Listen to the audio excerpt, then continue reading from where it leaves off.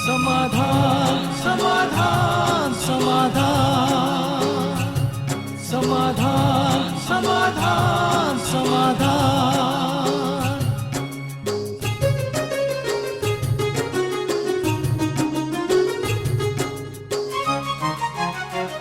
समस्या से उभरना अगर चाहे इंसान, स्वयं के संग सर्व का वो दिल से करे सम्मान। कहता है ये समाधान समाधान समाधान। समस्या से उभरना अगर चाहे इंसान, स्वयं के संग सर्व का वो दिल से करे सम्मान। कहता है ये समाधान समाधान समाधान समाधान समाधान समाधान।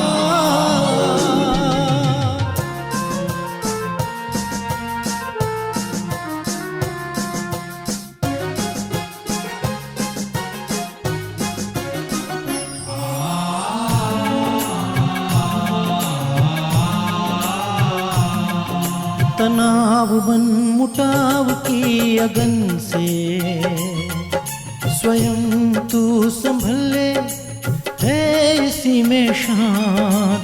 दूरियां दरारे मिटाए मन से, जीवन बन जाएगा खुशियों की खान खुशियों की खान। कहता है ये समाधान समाधान समाधान। नमस्कार, आदाब, सत श्री अकाल मित्रों, स्वागत है समाधान कार्यक्रम में आप सभी का। मित्रों, आज मकर संक्रांति का पर्व है। उत्तर भारत में इसे हम मकर संक्रांति कहते हैं, तो आंध्र प्रदेश में, कर्नाटक में, केरला में इसे संक्रांति का पर्व कहा जाता है। तमिलनाडु में विशेष करके इसे पोंगल के पर्व के रूप में मनाया जाता है, तो हरियाणा और पंजाब में इसे लोहड़ी कह दिया जाता है। यूपी और बिहार की बात कहें तो इसे खिचड़ी पर्व कहते हैं, और आसाम की यदि बात कहें तो इसे बिहू पर्व कहा जाता है। तो मित्रों, पूरा देश आज खुशी मना रहा है। आज उत्सव का दिन है। जैसे ही फसल कटते हैं और इसे ईश्वर को अर्पित करने के रूप में इस पर्व को मनाया जाता है, तो सचमुच आज खुशी का दिन है। तो ढेर सारी शुभकामनाएं और बधाइयां समाधान परिवार की ओर से आपको, कि आपका पूरा जीवन खुशहाल रहे। न केवल आज का दिन खुशियों से भरा हुआ रहे, लेकिन पूरा वर्ष खुशियों से, आनंद से भरा हुआ हो, समस्याओं से मुक्त और समाधान से युक्त हो। यही हमारी शुभकामना है। ऐसे सुंदर बात के साथ आज के समाधान की शुरुआत करते हैं। अभिनंदन करते हैं लता जी का। लता जी, बहुत बहुत स्वागत और अभिनंदन है। शुक्रिया। और आपको भी ढेर सारी शुभकामनाएं इन पर्वों की। हमारे सभी दर्शकों को आज मकर संक्रांति के पर्व पर बहुत बहुत शुभकामनाएं और बधाइयाँ। और हम चाहेंगे रोज ऐसे ही नाचते गाते रहें। विदेशी जब भारत की इन चीजों को देखते हैं ना, कहते हैं भारत वाले रोज ही कुछ ना कुछ मनाते रहते हैं। तो उन्हें क्या पता कि भारत खुशियों से भरपूर देश है। जितना खुशी का माहौल हमारे देश में है अब भी, जबकि समस्याएं मुंह बाए खड़ी रहती हैं, फिर भी यहाँ खुशी का एक माहौल रहता है। इतना अन्यत्र कहीं नहीं है। बिल्कुल। तो बहुत सुंदर एक दिन है आज। सबको बहुत बहुत शुभकामनाएं। पूरा देश ही भ्राता जी अलग अलग नामों से, जैसे मैंने बताया कि सभी अलग अलग नाम भले रखते हैं, लेकिन प्राय हर एक स्थान पे चूंकि फसलों की कटाई हो गई है, अब उसका धन भी आता है फसल जब बेचते हैं तो भी, और जो अन्न है उसका जो भोग बनता है वो ईश्वर को अर्पित करते हैं। तो इसलिए नाचना, गाना और खुशियां मनाना आज प्रायः पूरे देश में चल रहा है। किसानों के लिए तो वास्तव में जब वो अपनी फसल को देखता है, चाहे वो हरी हो, चाहे पकने पर आई हो, चाहे कट रही हो, उसका चित्त तो आनंद विभोर हो ही जाता है। क्योंकि यही हमारी खेती और यही हमारे किसान हैं जो हमारे देश को समृद्ध करते हैं। इसलिए आज के दिन हम उनका भी बहुत सम्मान करते हैं, उनको भी बहुत बधाइयाँ देते हैं। जी जी प्रथा जी, विशेष करके मकर संक्रांति की जब बात आती है तो कई पौराणिक कथाएं इससे जुड़ी हुई हैं। ये माना जाता है कि इस दिन सूर्य जो हैं अपने बेटे शनि से मिलने के लिए जाते हैं, और चूंकि शनि जो हैं मकर राशि के जो स्वामी हैं, उसके कारण इसको मकर संक्रांति कहा जाता है। और एक विशेष बात ये भी कहा जाता है कि भगीरथी जी के पीछे पीछे चलते हुए गंगा जी आज के दिन ही सागर से मिली थीं। तो क्या इन पौराणिक आख्यानों के पीछे भी कोई आध्यात्मिक भाव है? हाँ, देखिए, गंगा और सागर का मिलन, हम भी वहाँ गए हैं एक बहुत बड़े पर्व के रूप में मनाया जाता है। और कहते हैं कि सबसे बड़ा तीर्थ वो हो गया। गंगा सागर। और तीर्थों पर बार बार स्नान करो और गंगा सागर एक बार, जी जी। तो वो काफी हो जाता है। तो वास्तव में ज्ञान गंगाओं का ज्ञान सागर परमात्मा से मिलन है ये। इसके पीछे एक बहुत सुंदर रहस्य है कि जब ज्ञान सागर भगवान इस धरा पर आते हैं तो वो अनेक नर नारियों को ज्ञान देते हैं और उन्हें ज्ञान गंगाएं बना देते हैं। देखिए, किसी पानी से तो आत्मा के मैल धुलते नहीं, सभी लोग जानते हैं। जल तो आत्मा को भिगो नहीं सकता, छू नहीं सकता, तो भला उसके मैल कहाँ से कटेंगे। मैल शरीर में नहीं होते। बाहरी रूप से किसी जल से धोया जा सकता है, स्नान करके स्वच्छ ताजा हुआ जा सकता है, लेकिन मैल जो मन में है, जो आत्मा में है, जो बुद्धि में है, उसको तो ज्ञान से ही धुला जाता है। तो परमात्मा आकर सबको ज्ञान देते हैं। तो एक समय होता है सृष्टि पर, कलयुग का अंत, जिसे पुरुषोत्तम संगम युग कहते हैं, जब आत्माओं का यानी इन ज्ञान गंगाओं का परमात्मा जो ज्ञान सागर है उससे मिलन होता है। ये मिलन मेला सचमुच जग के कल्याण के लिए होता है और ये एक ही बार होता है, कल्प में एक बार, हर जन्म में नहीं और हर युग में इस तरह नहीं, कल्प के अंत में होता है। इसलिए उसकी यादगार में खुशियां मनाना तो स्वाभाविक है। तो अनेक रूप से उसकी यादगार में पर्व मनाए जाते हैं। मकर संक्रांति भी उसकी एक यादगार भी है। तो ये परमात्मा जो सागर हैं उनसे एक मिलन की बात है। तो भ्राता जी, ये जो यादगार पर्व बना है तो ये किस समय का यादगार है? क्या ऐसा समय आने वाला है या वर्तमान समय ही ऐसा समय है कि हम परमात्मा सागर से मिल सकते हैं? सतयुग, त्रेता, द्वापर और कलयुग, लोग इन चारों को ही जानते हैं केवल, और बहुतों को तो ये पता नहीं कलयुग के बाद क्या होगा। लोग ये सोचते हैं कलयुग के बाद विनाश हो जाएगा, फिर क्या होगा किसी को ख्याल नहीं, कोई इस तरह का चिंतन करता भी नहीं। लेकिन परमात्मा ने स्वयं अवतरित होकर ये बताया कि अब ये संगम युग चल रहा है, कलयुग और सतयुग के बीच का समय। अब ये कलयुग समाप्त होगा तो पुनः सतयुग का आगमन हो जाएगा। इस बीच के काल को पुरुषोत्तम संगम युग कहते हैं और इस बीच के काल पर ही ज्ञान नदियों का ज्ञान सागर से मिलन होता है और वो समय अब चल रहा है। ज्ञान गंगाएं भी बहुत तैयार हैं और ज्ञान सागर से उनका मिलन भी हो रहा है। तो ये जो स्नान की बात विशेष है भ्राता जी, कहा जाता है मकर संक्रांति के दिन मतलब स्नान का बहुत महत्व है। या तो आप गंगा में नहाइए, गंगा सागर में नहाइए या किसी भी झील में, नदी में जाके नहाइए, लेकिन नहाइए जरूर। मतलब ये स्नान का बड़ा महत्व है। तो ये स्नान कौन सा है? क्योंकि एक दिन नहाते तो हम रोज ही हैं, लेकिन उस दिन के स्नान का इतना विशेष महत्व क्यों रखा गया है? बिल्कुल, आज गंगा में जहाँ जहाँ भी तट हैं और जो जो शहर उसके किनारे पर हैं, जो तीर्थ बन गए हैं, वहाँ पर भीड़ लगेगी जी जी। और लोग स्नान करके और कुछ नहीं तो खुशियाँ तो मनाएंगे, कुछ रिमझिम में रहेंगे, तिल गुड़ बांटते हैं, हाँ, खाए पिएंगे, कुछ बांटेंगे, कुछ दान करेंगे। तो एक अच्छी परंपरा है, लेकिन वास्तव में ये बात ज्ञान स्नान की है। ज्ञान स्नान यानी ज्ञान में स्नान, ज्ञान से स्वयं की मन बुद्धि को भरपूर कर देना, आत्मा को, मन बुद्धि को, सबको स्नान कराते रहना। ज्ञान में असली स्नान वो है जिसे मैल भी धुल जाते हैं, पाप भी कट जाते हैं और सदा के लिए जीवन में खुशियां छा जाती हैं। तो ये ज्ञान स्नान कौन सा है भ्राता जी? ज्ञान तो हम वैसे भी सुनते रहते हैं, कभी सत्संग में चले जाते हैं, यहाँ गए भजन कीर्तन किया, तो ये ज्ञान स्नान कौन सा जिससे कि आत्मा के मैल सचमुच धुल जाएं? क्योंकि मैं भी लगातार ये सोच ही रहा था कि स्नान तो वैसे भी हम रोज करते हैं और साथ ही स्नान करने से तो शायद पाप नहीं कटेंगे, शरीर के ही मैल दूर होंगे। तो ये कौन सा स्नान है जिससे हमारे मैल दूर हो जाएं? ज्ञान को अपने जीवन में धारण कर लेना, प्रतिदिन ज्ञान सुनना, माना प्रतिदिन ज्ञान स्नान करना। हमारी तो लैंग्वेज ही ये है कि भगवान जो आकर ज्ञान देते हैं, तुम प्रतिदिन उस ज्ञान में स्नान करो तो तुम्हारे मन के मैल धुल जाएंगे। तो इस भगवान जो स्वयं आकर ज्ञान दे रहे हैं उसको सुनना।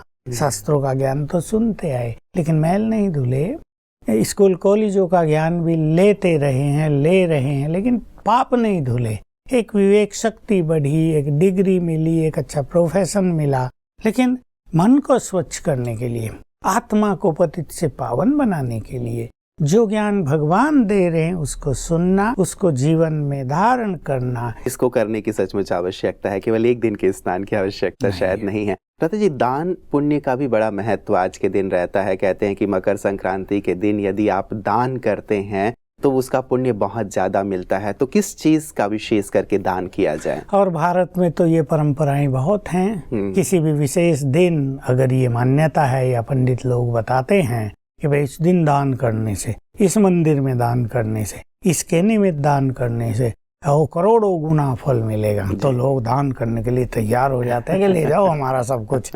दान तो भारत में हो ही रहा है और दान की परंपरा बहुत सुंदर भी है। देने से सब कुछ बढ़ता रहता है। हम इसके फेवर में हैं, दान करना ही चाहिए। लेकिन श्रेष्ठ दान है बुराइयों का दान, सर्वश्रेष्ठ दान है मनोविकारों का दान, सुंदर दान है पाप कर्मों का दान।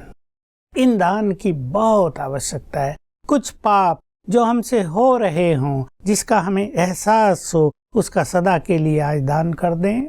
कुछ मनोविकार, चाहे क्रोध की अग्नि में मनुष्य जलता हो, चाहे लोभ के कारण वो ऐसे वैसे धंधे करता हो, इन विकारों की भी आज आहुति दे दें तो सचमुच हमारा ये त्योहार मनाना बहुत सफल हो जाएगा, बहुत सार्थक हो जाएगा। भ्राता जी, एक कपड़ों का दान या वस्त्र का कह लें या फिर अन्न का दान, ये तो सबसे सहज लगता है और व्यक्ति कर देता है आज के दिन। लेकिन जिस दान की बात आप कर रहे हैं वो दान करना इतना सहज नहीं है कि वो पाप कर्मों का दान कर दे, विषय विकारों का दान कर दे। फिर भी मनुष्य अगर एक दृढ़ता ले ले, देखिए मान लो उसे फील हो रहा है कि मैं अपने बिजनेस में ये गड़बड़ कर रहा हूँ, भाई पैसा तो मिल रहा है लेकिन अंदर चेतना उसे कह रही है नो इट्स नॉट राइट, तो उसे उस चीज को छोड़ देना चाहिए। वो अपने मुख से किसी को कटु वचन बोलकर दुख दे रहा है, उसको फील भी होता है अरे ये गलत हो रहा है, ये मुझे नहीं करना चाहिए, आज से उसे विदाई दे देनी चाहिए। कोई एक, सबका त्याग तो एक साथ किया भी नहीं जा सकता, लेकिन किसी एक बुराई, व्यसन, विकार, अपनी कमजोरी का त्याग करने से जीवन सुखी हो जाए। तो ये किसके सामने करें भ्राता जी? क्या किसी को बोल के ये कहें कि भाई इस चीज का आज मैं त्याग कर रहा हूँ, या किसी मंदिर में जाके करें? कहाँ जाके करें ताकि एक साक्षी रहे कि हाँ मैं इस चीज का दान यहाँ वैसे कर तो रहा करना चाहिए अपने परम पिता के समक्ष, और उस सीन को अपने अंतर मन में समा लेना चाहिए कि मैंने भगवान के समक्ष अपनी इस बुराई का त्याग कर दिया है। मैं इसमें ये भी कहूँगा कि भगवान को सब न भी जानते हों, जिस देवी या देवता में जिसकी श्रद्धा हो। कई बार ये देखा जाता है भ्राता जी, मैं प्रश्न करना चाहूंगा कि हम दे तो देते हैं दान, लेकिन वो फिर लौट के आ जाता है। तो कई बार इन चीजों को शायद हमने छोड़ने की कोशिश की हो कि मान लीजिए मुझे गुस्सा आता है, या मान लीजिए मेरे अंदर क्रोध है, मेरे अंदर चिड़चिड़ापन है या ईर्ष्या का भाव है, इनको मैंने छोड़ने की कोशिश की है लेकिन बार बार आ जाते हैं, तो कई बार मन थोड़ा सा निराश हो जाता है। मान लो किसी ने क्रोध का दान दिया जी, अब वो दान देने से सदा के लिए तो छूटेगा नहीं, परिस्थिति फिर वही आएंगी और क्रोध फिर वैसे ही प्रकट हो जाएगा। इसलिए इस पे थोड़ा चिंतन करना, और हमारे यहाँ तो जो राजयोग मेडिटेशन सिखाया जाता है उससे हमें परमात्म शक्तियाँ प्राप्त होती हैं, जिससे हमारा मनोबल इतना बढ़ जाता है कि किसी भी चीज को हम छोड़ सकते हैं। मान लो क्रोध फिर आ गया तो हम याद करें कि अरे ये तो मैंने दान कर दिया है, खत्म। बार बार उस चीज पर ध्यान देना, प्रतिज्ञा को दोहराना ये आवश्यक है। साथ साथ विश्लेषण करना, मुझे क्रोध कहाँ आता है, किन परिस्थितियों में आता है, और अब मैं क्या सोचूं उस टाइम। धैर्यवान रहूं, नो रिएक्शन का प्रयोग करूं, या चित्त को शांत रखूं, या दूसरे की बातों पे ध्यान न दूं, तो मेरा क्रोध शांत हो जाएगा। थोड़ा चिंतन अवश्य करेंगे तो धीरे धीरे वो बात छूटती जाएगी। बिल्कुल, मतलब एक प्रकार से उस पर मेहनत करने की भी आवश्यकता होगी, केवल एक दिन छोड़ने की बात नहीं है। कहते जिस दिन यदि हम उत्तर भारत में देखते हैं, विशेष करके गुजरात में देखते हैं, तो खास पतंग उड़ाते हैं लोग, और पतंग उड़ा के भी खुशियां मनाई जाती है। तो ये जो पतंग उड़ाया जाता है, इसके साथ साथ किस प्रकार से आध्यात्मिक भाव को जोड़ा जा सकता है? बिल्कुल, सारा आकाश पतंगों से भर जाता जी है। जी जी, वो एक दूसरे से पतंग लड़ाते भी रहते हैं। पतंग की तरह अपने को हल्का कर दे और उड़े अपने घर की ओर। देखिए ऊपर को उड़ाई जाती है ना पतंग, जो चीज हल्की है वो ऊपर को उड़ती है। हम भी अपने मन को, अपनी बुद्धि को थोड़ा हल्का करें। आज के दिन बहुत अच्छी तरह से विचार करें सभी कि हमको कौन सी चीजें भारी कर रही हैं, किसी को देखकर ही हम भारी हो जाते हैं, किसी के बोल सुनकर हम भारी हो जाते हैं, किसी का बार बार का व्यवहार हमें भारी करता है, या अपना ही कोई विचार हमें भारी कर देता है। उसको ईश्वरीय ज्ञान के द्वारा हटाएंगे, हल्के होंगे और फिर अपने परमपिता की ओर उड़ेंगे। हमारा असली निशाना तो वही है। तो बस अपने मन को हल्का करें और ऊपर की ओर परमात्मा की ओर चलिए, बहुत महत्वपूर्ण है। दादा जी, लोहड़ी जो पर्व मनाया जाता है, आग जलाते हैं और आग में भी मक्का हो या मूंगफली हो, कुछ दाने हो, वो डाले भी जाते हैं और साथ ही उसके चारों तरफ नृत्य करते वो चीज़ें स्वीकार भी की जाती हैं। तो ये जो आग प्रज्वलित करके ये चीज़ें डाली जाती हैं, तो इन चीज़ों के साथ साथ जैसे आप कई बार कहते हैं कि अपने अंदर की बुराइयों की भी आहुति डालें, क्या ऐसा भी कुछ भाव लिया हुआ ये पर्व है? वही है, अग्नि को बहुत पवित्र माना जाता है। जी जी। शादी के समय या और विशेष समय पर भी अग्नि प्रज्वलित की जाती है। कोई प्रतिज्ञा भी करते हैं तो अग्नि को साक्षी रखकर करते हैं। तो वास्तव में दो चीज हो गई कि अग्नि में, वहां तो त्योहारों में ये चीजें जला दी जाती है, यानी स्वाहा की जाती हैं। लक्ष्य ये है कि हम अपने अंदर योग की ज्वाला प्रज्वलित करें।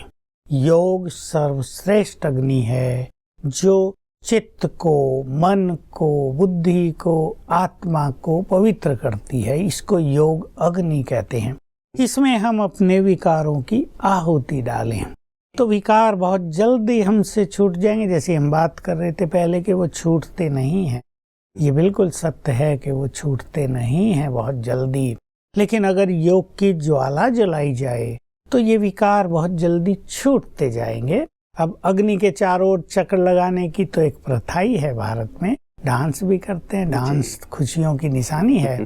तो बस ये है कि हर एक के मन में निरंतर डांस होता रहे, प्रभु मिलन का डांस हो, उसे मिलने की इच्छा हमें डांस कराए, उसकी जो प्राप्तियां हैं उसकी खुशियों में हम डांस करने लगे।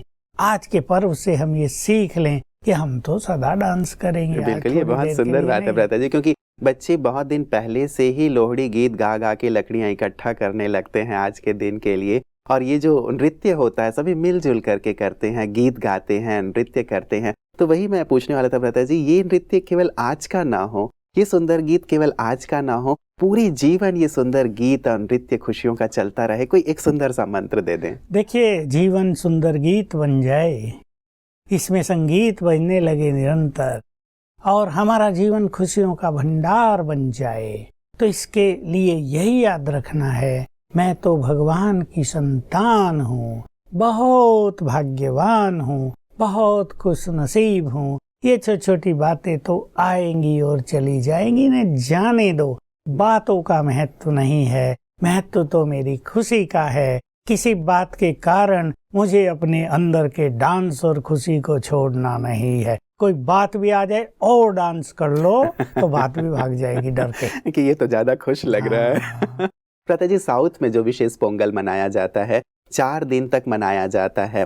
पहले दिन वो भोगी पोंगल मनाते हैं जिसमें वो इंद्र की पूजा करते हैं। दूसरे दिन सूर्य पोंगल मनाया जाता है जिसमें सूर्य का पूजन होता है। फिर तीसरे दिन मातू पोंगल है जिसमें मवेशियों की पूजा की जाती है। फिर एक कन्नू पोंगल है जिसमें वो मिलते जुलते हैं, एक दूसरे को बधाई देते हैं। तो ये जो चारों प्रकार के पोंगल मनाए जाते हैं, बहुत ही खुशी का माहौल साउथ में रहता है। उन सब के लिए क्या कहें? ये सब उसी समय की यादगार है जब परमात्मा इस धरा पर आते हैं। किसी ने उसको इंद्र मान लिया कि इंद्र बरसात कराते हैं। जी जी, क्योंकि विशेष करके किसानों का पर्व रहता है जी, तो इसलिए सोचते हैं कि इंद्र देव प्रसन्न होंगे, अच्छी बरसात होगी तो फसल अच्छी होगी। इसीलिए वो इंद्र की पूजा करते हैं, क्योंकि बरसात पर उनके सारा धन धान्य संपन्नता निर्भर करती है जी। तो भगवान ज्ञान बरसात करते हैं, इसलिए अपरोक्ष रूप से भगवान को ही उनकी पूजा चली जाती है। सूर्य भी ज्ञान सूर्य भगवान को ही कहा जाता है। जैसे सूरज प्रकाश देता है, अग्नि देता है, बहुत काम तो सूरज की एनर्जी से हो रहे हैं ना, इसलिए लोग उसकी भी पूजा करते हैं क्योंकि उससे संसार चल रहा है। पर परमात्मा तो ज्ञान सूर्य है, उससे यदि हम नाता जोड़ लें तो हमारा जीवन भी बहुत सुंदर चलने लगेगा। इस तरह ये भिन्न भिन्न रूप से भारत में मनाया जाता है, केवल अपनी खुशी को जाहिर करने के लिए, अपना धन्यवाद अर्पित करने के लिए। तो बहुत ही अच्छी बात है, हम सभी अपने तमिल, चाहे केरल, चाहे आंध्र, चाहे कंडा वाले, सबको इस पर्व की बहुत बहुत बधाई देते हैं। मवेशियों की भी पूजा विशेष करके की जाती है। तो यहाँ भगवान की किसी भी रचना को रिजेक्ट नहीं किया जाता, इसलिए लोग सभी को सम्मान देते हैं और सम्मान का एक रूप है उनकी पूजा कर लेना, किसी को दूध पिला देना, किसी को कुछ खिला देना, गाय को विभिन्न तरह की चीजें खिला देना। तो ये सचमुच हमारी भारत की महान संस्कृति का प्रतीक है। जी जी भ्राता जी, अभी आप कुछ दिनों पहले पूर्वी भारत खास करके आसाम से होकर के आए हैं और असम में भी आज के दिन बिहू पर्व मनाया जाता है और वो भी इसी से जुड़ा हुआ है। फसलों की कटाई हुई है, अब वहाँ के भी जो किसान हैं, वहाँ के भी जो लोग जन हैं, वहाँ खुशी में नृत्य करते हैं। बिहू नृत्य तो बहुत फेमस है भ्राता जी, तो वहाँ हमारे असम के भाई बहनों के लिए क्या कहेंगे? बिल्कुल, मैं ये कहूँगा सदा ही आप नृत्य करते रहें।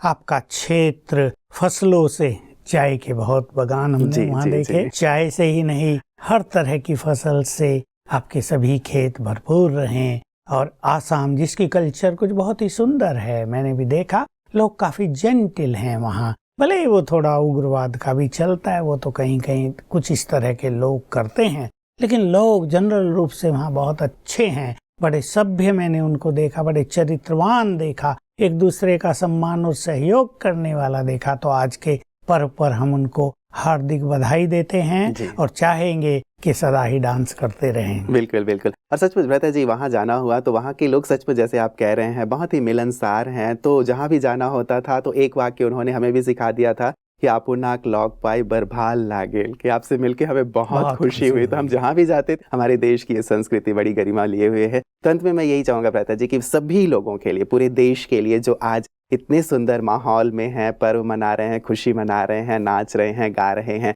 ब्रह्मा कुमारी इस परिवार की ओर से पूरे देशवासियों को क्या संदेश देंगे? मैं ये कहूँगा, जैसे आज खुशी का माहौल है चारों ओर, अगर भारत के इन वाइब्रेशंस को किसी चीज के द्वारा कैच किया जा सके, रीड किया जा सके, देखा जा सके, तो लगेगा भारत में कितने सुंदर वाइब्रेशंस हैं।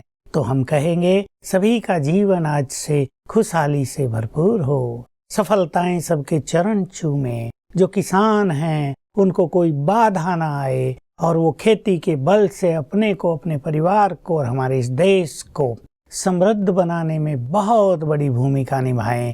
और ज्ञान सागर का, ज्ञान नदियों से मिलन हो रहा है, ये प्रभु मिलन की सुंदर वेला है, इसका सभी फायदा उठाएं और अपने जीवन का प्रतिपल उमंग उत्साह में पर्व के रूप में मनाते रहें। हमारी यही सबके लिए श्रेष्ठ भावना है, कामना है। जी, बहुत बहुत शुक्रिया भ्राता जी, आपकी शुभकामना से सभी श्रृंगारित हुए हैं, आनंदित हुए हैं और सचमुच आज का जो दिवस है सभी बहुत अच्छे से मनाएंगे और पूरे वर्ष भी अपने जीवन को इन्हीं खुशियों से भरे रहेंगे। आपका बहुत बहुत शुक्रिया।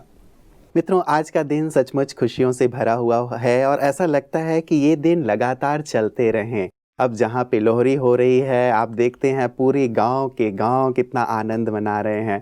पोंगल हो रहा है तो सभी लोग उसमें लगे हुए हैं, एक दूसरे को शुभकामनाएं दे रहे हैं। घर के सामने सुंदर रंगोली बनी हुई है, तोरण लगे हुए हैं, तो कितना सुंदर लगता है सचमुच। जहाँ भी जाते हैं माहौल में एक आनंद होता है, एक खुशी होती है, ऐसा लगता है कि कहीं समस्या नाम की कोई चीज ही नहीं है। कितना अच्छा होता यदि हर रोज हम पोंगल मनाते, हर रोज हम ऐसी मकर संक्रांति मनाते, हर रोज लोहरी मनाते। और ये संभव है, जैसे भ्राता जी ने कहा, मन की बात है, मन हमेशा खुशी में नृत्य करता रहे तो सचमुच वही नृत्य हम दूसरों को भी दिखा पाते हैं, करा पाते हैं। और ये भी तब संभव होता है जब हम सचमुच उस एक ईश्वर से जुड़े रहते हैं जो हम सबके माता पिता हैं। तो उनसे जुड़े रहिएगा, खुशी में नृत्य और गीत करते रहिएगा और अपने जीवन को श्रेष्ठता की ओर लेके चलिएगा। एक बार पुनः इन पर्वों की आप सभी को ढेर सारी शुभकामनाएं, मंगल कामनाएं। नमस्कार। धैर्य और दृढ़ मनोबल से कर दे तू पल भर में मुश्किलें आसान, कतनी समकरनी के पावन जल से स्वर्ग बन जाएगा सारा ये जहान, सारा ये जहान। कहता है ये समाधान, समाधान।